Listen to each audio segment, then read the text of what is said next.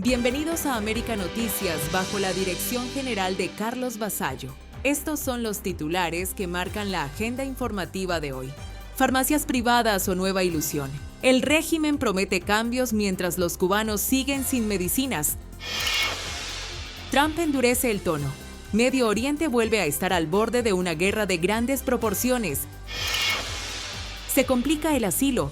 Miles de cubanos podrían verse afectados por las nuevas reglas migratorias. Bruno Rodríguez habla de guerra. La Habana vuelve a culpar a Washington mientras la crisis sigue golpeando a Cuba. Tragedia que conmociona a Miami, Ailín Mujica revela los dramáticos últimos días de su hijo. Esto es América Noticias. Comenzamos. Las claves del día, los temas y las reacciones de lo que está haciendo noticia. Hola a todos, soy Camilo Egaña y estas son las claves del día. Por cierto, alguien me pregunta que por qué siempre tengo tantos papeles sobre la mesa de trabajo. Porque esto no es una inteligencia artificial, tengo que tener papeles. Y gracias. Bueno, al viejo adagio de que nunca se sabe cómo terminan las guerras, que se sabe cómo empiezan, pero no se sabe cómo terminan, habría que ahora agregarle otra frase. Nunca se sabe hasta dónde puede extenderse la guerra. Lo digo porque ahora la guerra está salpicando a Irak, a Ucrania y a Arabia Saudita. La cosa se está complicando. Irak está acusando a Ucrania de haber atacado a un barco ucraniano en el mar Caspio. Estados Unidos y Arabia Saudita atacan a los aliados de Irán en Irak. Y por su lado, Irán amenaza a Ucrania tras casi una semana de calma. Recuerden que el presidente Trump decía, estamos hablando bien, todo está en calma. Pues ahora el presidente Trump dice, le vamos a dar tremenda paliza. Las únicas certezas a esta hora es que en el estrecho de Hormuz el cuartico sigue igualito y que los esfuerzos diplomáticos no funcionan, no le interesan a nadie. Me pregunto, ¿será esta la próxima guerra eterna de Estados Unidos? ¿En qué quedó aquella idea de que esto no era una guerra, sino una campaña militar limitada que iba apenas a demorar 3 días, 72 horas? ¿Quién se acuerda de eso? Vamos a Cuba, otra clave del día. El gobierno cubano acaba de admitir que más de 1 millón de personas viven en extrema pobreza. Claro, el gobierno cubano no usa la palabra extrema pobreza, sino situación de vulnerabilidad, porque es más fino, es más cool, me imagino.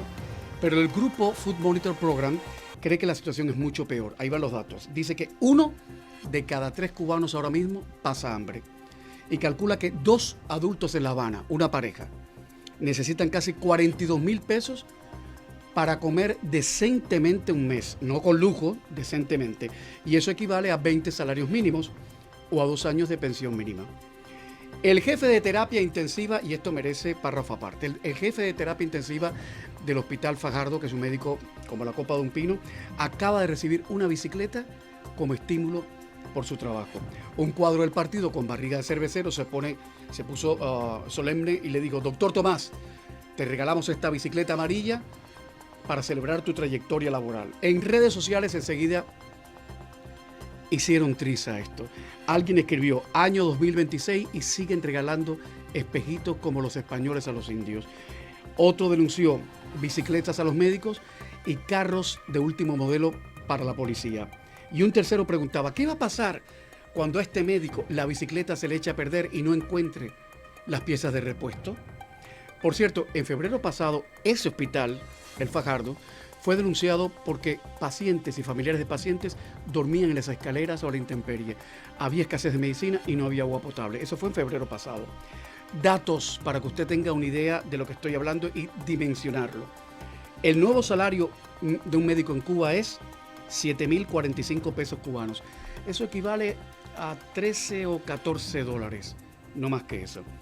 Una compra semanal básica puede costar entre 25 y 30,000 pesos cubanos y un médico especialista gana menos de 8,000 pesos cubanos.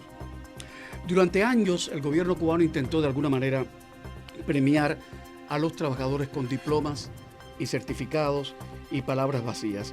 A eso en el socialismo le llamaban estímulos morales. Y cuando había algo mejor, un radio, una lavadora, qué sé yo, un ventilador, pues podía pasar cualquier cosa en las reuniones de trabajo, desde una ceja levantada hasta un grito o una delación o chivatazo. Si por casualidad se estaba discutiendo un carro, entonces era la madre de todas las batallas. En el siglo XIX, Carlos Marx, que es el responsable de todo esto, el filósofo alemán, dejó dicho que el obrero tiene más necesidad de respeto que de pan. Marx nunca trabajó. De hecho, Engels, su amiguete Engels, se conocieron cuando tenían 20 y 24 años, respectivamente. Engels, que era un capitalista que le gustaba el champán y las mujeres, etcétera, etcétera, era el que mantuvo a la familia Marx durante toda la vida. Marx nunca produjo riqueza, nunca la cogió, nunca trabajó. Pero bueno, dejó dicho, el obrero tiene más necesidad de respeto que de pan. Señor Carlos Marx, por la que está cayendo, yo diría que es mejor que el pan y el respeto lleguen juntos a Cuba, pero que lleguen cuanto antes, porque no hay quien aguante aquello. Seguimos.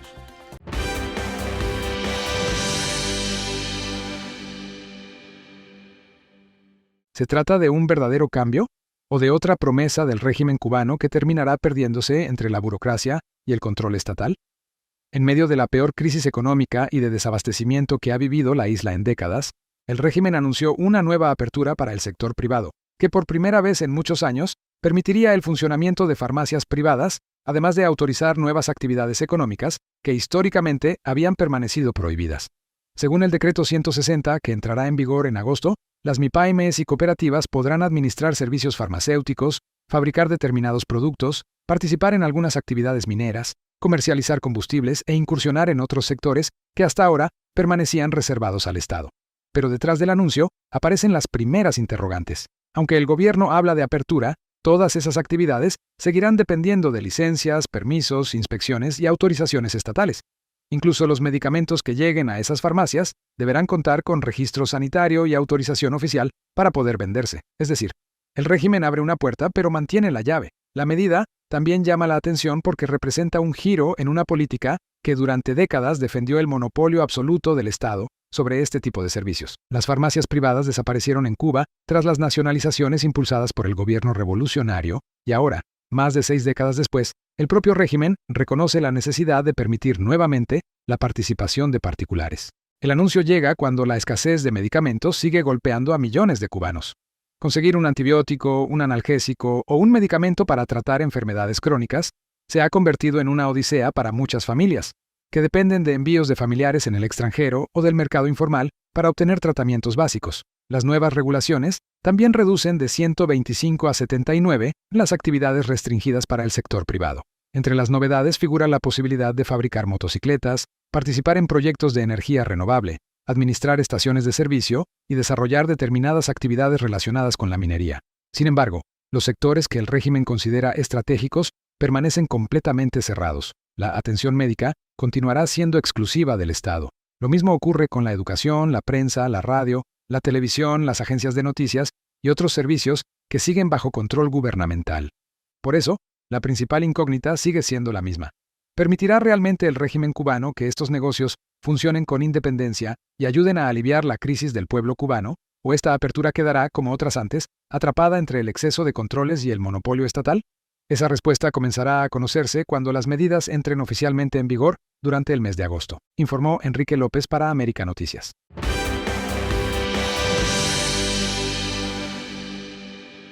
La tensión en Medio Oriente volvió a dispararse este miércoles y el temor a una guerra de mayor escala crece minuto a minuto. El presidente Donald Trump lanzó una dura advertencia contra Irán después de que misiles iraníes fueran dirigidos contra instalaciones militares estadounidenses en Jordania. El mandatario aseguró que Estados Unidos responderá con fuerza y advirtió que Irán va a recibir una paliza, dejando claro que Washington está dispuesto a intensificar su respuesta militar. Estados Unidos y Arabia Saudita lanzaron ataques conjuntos contra posiciones de milicias respaldadas por Irán en el este de Irak, destruyendo depósitos de armas y centros logísticos que, según el Comando Central estadounidense, eran utilizados para coordinar ataques con drones contra fuerzas norteamericanas y contra instalaciones petroleras sauditas. Las milicias iraquíes aseguraron que al menos 20 de sus integrantes murieron durante los bombardeos, mientras el gobierno de Irak condenó la operación y la calificó como una violación de su soberanía. Sin embargo, el presidente Trump afirmó que la ofensiva fue coordinada previamente con las autoridades iraquíes. Pero el conflicto no termina ahí. Israel acusó este miércoles al grupo Hezbollah de violar el alto el fuego vigente en el Líbano tras lanzar un dron contra un vehículo israelí. Aunque no se reportaron heridos, el incidente volvió a encender las alarmas sobre la posibilidad de que se abra otro frente de guerra. En el centro de esta nueva crisis vuelve a aparecer el viejo enfrentamiento entre Washington y Teherán, una rivalidad que durante décadas ha alimentado conflictos en Irak, Siria, Líbano y Yemen y que ahora amenaza con extenderse nuevamente. La situación ocurre además mientras el primer ministro israelí, Benjamin Netanyahu, mantiene reuniones en Washington con el presidente Trump para coordinar la estrategia frente a Irán y reafirmar el objetivo de impedir que la República Islámica fortalezca sus capacidades militares y nucleares. Mientras tanto, varios gobiernos mantienen un seguimiento permanente de los acontecimientos y refuerzan las medidas de seguridad para proteger bases militares, instalaciones estratégicas y personal desplegado en la región, ante el temor de que las próximas horas traigan nuevos ataques. Con amenazas cruzadas, bombardeos simultáneos y varios frentes abiertos, la pregunta ya no es si la tensión aumentó. La incertidumbre ahora es hasta dónde llegará esta nueva escalada militar y si el conflicto terminará arrastrando a toda la región, con consecuencias para la seguridad mundial y para millones de personas que observan con preocupación un escenario cada vez más peligroso, informó Camilo Lavastilla para América Noticias.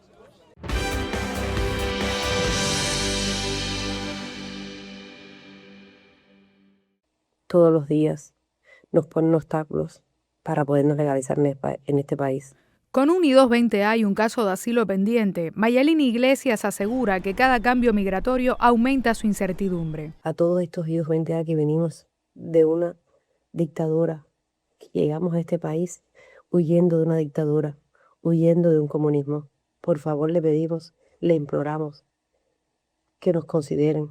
Su preocupación coincide con un nuevo cambio en la política migratoria. El Departamento de Seguridad Nacional de Estados Unidos anunció que determinados casos de asilo podrán ser remitidos directamente a un juez de inmigración sin pasar primero por la entrevista con un oficial de UCIS.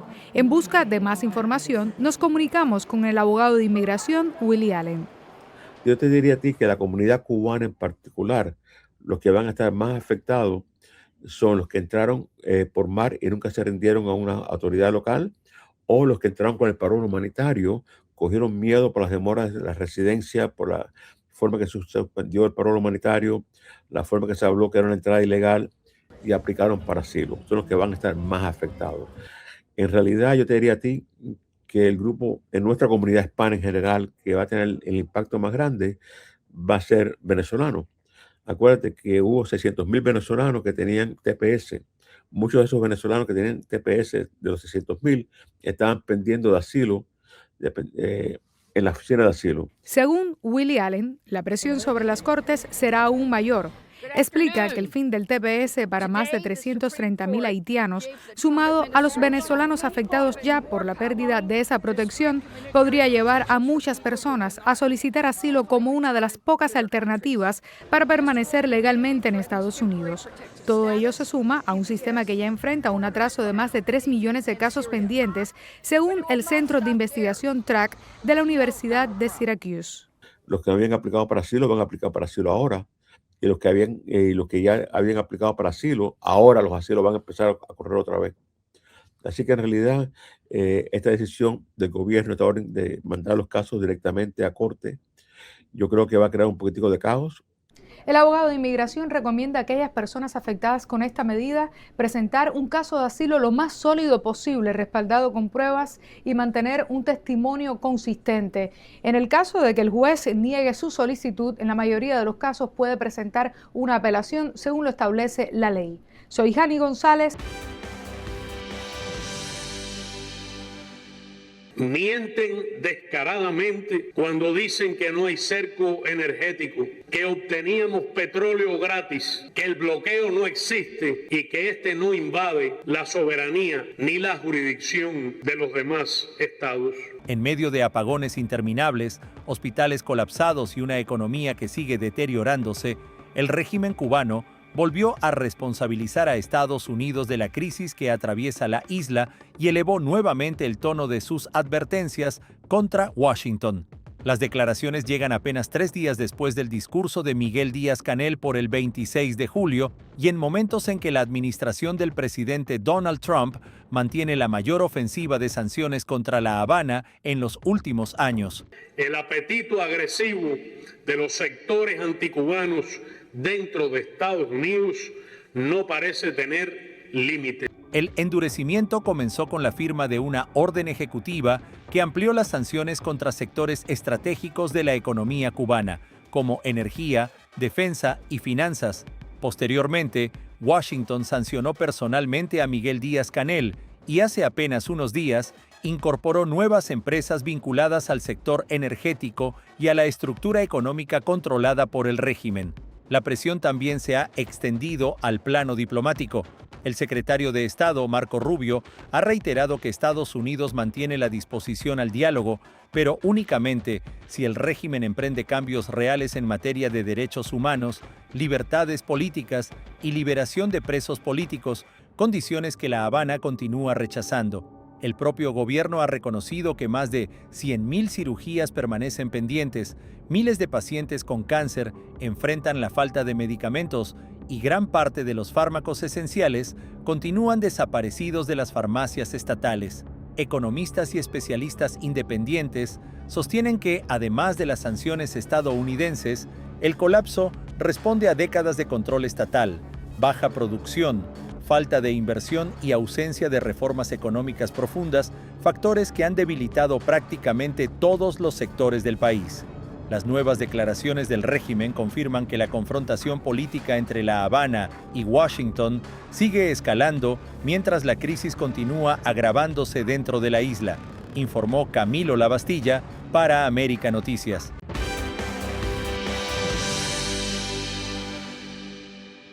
Me dice, sí, fui al hospital y me han dicho que tengo una neumonía muy fuerte, pero ya me dieron antibióticos y me siento al 100. Eso fue como 24 horas antes de morir. 7 veces lo revivieron y la doctora me dice que le encontraron un coágulo en el pulmón, un coágulo en el corazón. Y yo creo que la altura en el avión fue que hizo que aquello colapsara. La actriz cubana Ailín Mujica y el músico Osamu Menéndez rompieron el silencio tras la inesperada muerte de su hijo, Mauro Menéndez, conocido en la música electrónica como DJ Maajes, una tragedia que hoy genera interrogantes sobre los riesgos del vapeo y las verdaderas causas de su fallecimiento. Incluso relató que, horas antes de morir, Mauro le había enviado un mensaje diciéndole que se sentía mejor y que pensaba regresar pronto, sin imaginar que ese sería el último contacto entre ambos. Tras conocer la noticia, Ailín y Osamu viajaron de inmediato a Barbados para despedirse de su hijo y cumplir una de sus últimas voluntades, ser cremado. Pero sí, él decía que si él se moría joven, él quería que le ceniza y... Porque cuando se muriera, ceniza y al mar. De ahí a Key Biscayne, porque él vivió muchos años ahí en Key Biscayne. Sus cenizas serán trasladadas a Miami, donde familiares y amigos preparan un homenaje para recordar al joven productor cubano. Pero fue el padre de Mauro quien hizo una de las declaraciones más impactantes. En una entrevista con el periodista Erwin Pérez, Osamu Menéndez aseguró estar convencido de que el vapeo fue determinante en la muerte de su hijo y aprovechó el momento para lanzar una advertencia directa a los jóvenes. Una de las cosas que le debe haber provocado la neumonía es esa cosa que están fumando los jóvenes ahora que... El vape. Eso. Ajá. No fumen eso, caballero. De verdad no fumen eso. Yo sé que eso fue lo que lo mató a él. Sin embargo, hasta el momento, no existe un informe médico o forense divulgado públicamente que establezca que el vapeo provocó la muerte del joven, por lo que esa afirmación corresponde a la convicción personal de su padre. Lo que sí está documentado por las principales autoridades sanitarias es que los cigarrillos electrónicos no son productos inocuos. Los Centros para el Control y la Prevención de Enfermedades de Estados Unidos advierten que estos dispositivos pueden exponer a los consumidores a nicotina, metales pesados y otras sustancias potencialmente dañinas para los pulmones. La Organización Mundial de la Salud también ha alertado sobre sus riesgos y recomienda que quienes no consumen tabaco o nicotina no comiencen a utilizarlos. Entre las enfermedades relacionadas con el vapeo se encuentra EVALI, una lesión pulmonar asociada al uso de cigarrillos electrónicos. No obstante, los especialistas aclaran que ese diagnóstico solo puede confirmarse mediante estudios clínicos y descartando otras enfermedades respiratorias, por lo que no puede atribuirse automáticamente a todos los casos de neumonía. Mientras la causa oficial de la muerte de Mauro continúa sin confirmarse públicamente, las declaraciones de sus padres han abierto un nuevo debate sobre los riesgos del vapeo y, sobre todo, reflejan el inmenso dolor de una familia que intenta encontrar respuestas. Hoy, más allá de las investigaciones médicas, Aileen Mujica y Osamu Menéndez coinciden en un mismo propósito: que la historia de su hijo sirva como advertencia para que otros jóvenes no subestimen una enfermedad respiratoria ni los posibles riesgos asociados al uso de cigarrillos electrónicos, informó Camilo Lavastilla para América Noticias.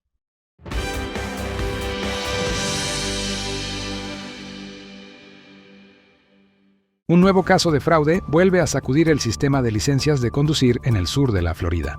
2 instructores de escuelas privadas de manejo, ambos de origen cubano, fueron arrestados en Miami-Dade, acusados de ayudar a personas que no calificaban a obtener licencias de conducir mediante certificados falsificados y exámenes manipulados. Los detenidos fueron identificados como Daniel Delgado, de 57 años, empleado de Amigos Traffic School, y Luis Alberto Vidal, de 55 años, vinculado a Millennium Traffic School. Según las autoridades, la investigación comenzó después de que la Oficina del Recaudador de Impuestos detectara irregularidades en varias certificaciones emitidas por escuelas privadas de manejo. El caso terminó involucrando a la Oficina del Sheriff de Miami-Dade, la Fiscalía Estatal y el Departamento de Seguridad Vial de Florida. Durante una operación encubierta, los investigadores comprobaron que Delgado aprobó el examen práctico de un aspirante que cometió suficientes errores como para reprobar la prueba. Pero el caso de Vidal fue todavía más alarmante. De acuerdo con el expediente, emitió un certificado de aprobación para un supuesto estudiante que nunca se presentó a realizar el examen de conducción, permitiéndole avanzar en el proceso para obtener una licencia oficial del Estado. Ambos enfrentan varios cargos por delitos graves, entre ellos falsificación de registros públicos y fraude relacionado con la expedición de licencias de conducir. Las autoridades creen que este caso podría ser solo una parte de un problema mucho mayor. Hace apenas unas semanas, 3 hombres, 2 de ellos cubanos, fueron arrestados por utilizar cámaras ocultas y audífonos inalámbricos para hacer trampa durante el examen teórico de conducir. Según los investigadores, recibían las respuestas desde el exterior mientras realizaban la prueba dentro de una oficina estatal. Y meses antes, un empleado de la propia Oficina del Recaudador de Impuestos fue acusado de vender permisos temporales de conducir a cambio de transferencias electrónicas de dinero. Los casos han encendido las alarmas porque detrás de cada licencia obtenida mediante fraude podría haber un conductor que nunca demostró tener los conocimientos o las habilidades necesarias para manejar de forma segura. Todo ocurre, además, en un momento en que Florida endureció los requisitos para obtener una licencia de conducir. Desde febrero de este año, los nuevos solicitantes deben realizar el examen teórico exclusivamente en inglés, una medida que generó polémica entre parte de la comunidad hispana. Sin embargo, las autoridades insisten en que ninguna dificultad con el idioma justifica recurrir al fraude. Ahora, el condado de Miami-Dade inició una auditoría de todas las licencias tramitadas a través de escuelas privadas de conducción para determinar si existen más certificados irregulares y si otras personas participaron en el esquema. El recaudador de impuestos, Dariel Fernández, aseguró que cualquier intento de manipular el proceso será investigado, mientras la sheriff Rosie Cordero Stutz recordó que una licencia de conducir no se compra ni se regala, porque permitir que una persona sin preparación conduzca representa un riesgo para toda la comunidad. La investigación continúa abierta y las autoridades no descartan nuevos arrestos mientras revisan cientos de expedientes para determinar cuántas licencias pudieron haber sido obtenidas de manera fraudulenta, informó Enrique López para América Noticias. Mientras millones de cubanos pasaban hasta 12 horas diarias sin electricidad por la falta de combustible, una investigación periodística internacional destapó un nuevo misterio que involucra a los regímenes de Cuba y Venezuela.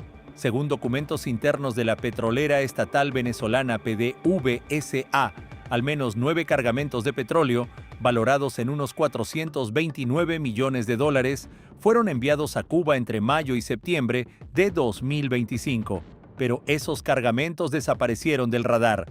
Los investigadores aseguran que los barcos no aparecen llegando a los puertos cubanos y tampoco existen registros públicos que permitan confirmar qué ocurrió finalmente con ese petróleo. La investigación, realizada por una alianza de medios internacionales, sostiene que el combustible habría sido movilizado mediante un complejo esquema de triangulación con empresas registradas en China, Singapur y Hong Kong, una estructura que presuntamente buscaba dificultar el rastreo de los cargamentos y de las operaciones financieras. Los documentos identifican como destinataria a Cuba Metales, la empresa estatal encargada de importar combustible para Cuba y vinculada al conglomerado militar Gaesa, que controla buena parte de la economía del régimen. Uno de los casos más llamativos fue el del buque Alima, que cargó más de 2 millones de barriles de petróleo en operaciones consecutivas. Según una fuente de PDVSA citada por la investigación, el plan consistía en descargar parte del crudo en Cuba y enviar el resto hacia Asia, donde sería comercializado utilizando criptomonedas para hacer más difícil seguir el rastro del dinero. Sin embargo, los propios documentos revisados por los periodistas no confirman que esa descarga en Cuba llegara a producirse, y hasta hoy el destino final de ese petróleo sigue siendo una incógnita. La investigación aparece en un momento especialmente sensible para La Habana. Mientras tanto, el pueblo cubano continúa enfrentando apagones, escasez de combustible y una profunda crisis energética, mientras permanece sin respuesta una pregunta que hoy vuelve a cobrar fuerza. Si ese petróleo realmente salió de Venezuela con destino a Cuba, ¿dónde terminaron los 429 millones de dólares en crudo que nadie ha podido localizar?, informó Camilo Lavastilla para América Noticias.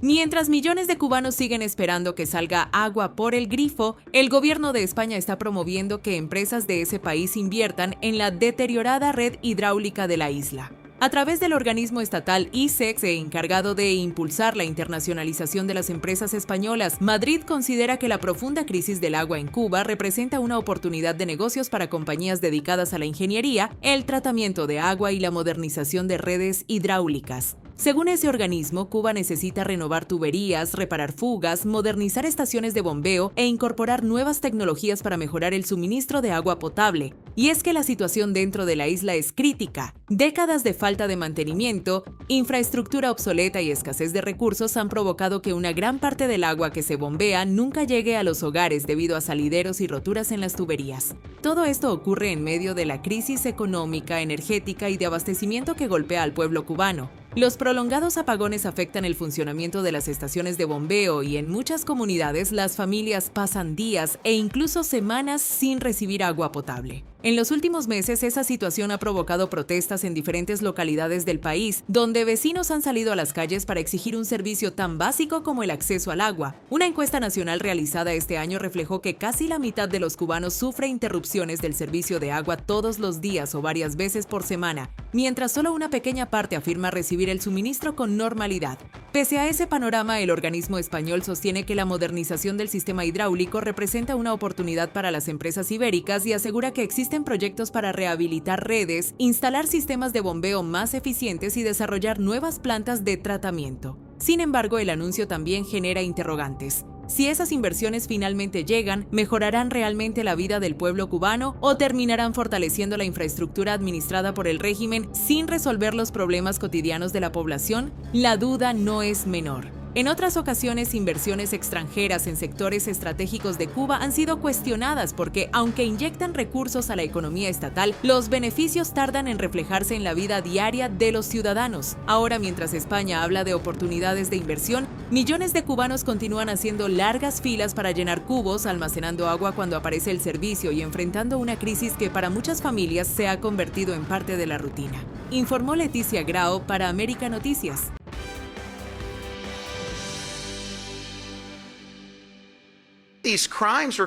Algunos de estos crímenes se cometieron en los años 80 y después vienen las apelaciones y lo demás. Hay un dicho que dice, la justicia retrasada es justicia negada. Florida volvió a escribir un capítulo sin precedentes en la historia de la pena de muerte en Estados Unidos. En menos de 5 horas, el estado ejecutó a 2 asesinos condenados, convirtiéndose en el primero del país en casi una década en realizar 2 ejecuciones el mismo día. La decisión fue autorizada por el gobernador Ron DeSantis, quien durante los últimos 2 años ha acelerado el uso de la pena capital y ha convertido a Florida en el estado que más ejecuciones realiza en toda la nación. La primera inyección letal fue aplicada a James Aaron Duckett, un exagente de policía de 68 años condenado por violar y asesinar a Teresa McCabe, una niña de apenas 11 años en 1987. Según testigos, Duckett rechazó hacer una última declaración antes de morir.